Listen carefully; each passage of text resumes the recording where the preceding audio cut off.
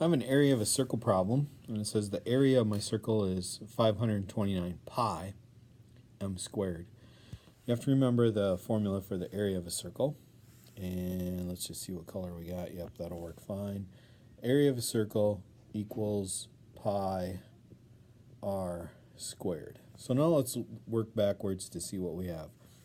So the first thing we're going to start out with is our 529, because that's got to replace the a.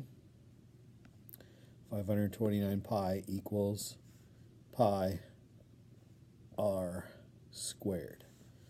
All right, this is on my right hand side. Let's switch colors here. This is multiplication. That's what we have going on here, pi times r squared. The opposite of multiplication is division. So let's get rid of our irrational number.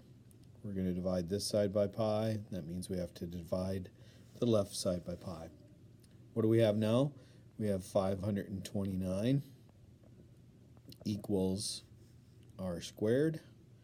The opposite of squaring is the square root. So we're going to find the square root of r squared, and that's going to be equal to the square root of 529.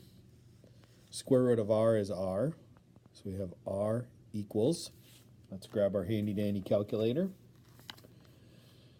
Clear, and I'm going to grab my square root function. I'm going to type in 529 carefully, and I'm going to hit equals, and I get 23, and my label is meters.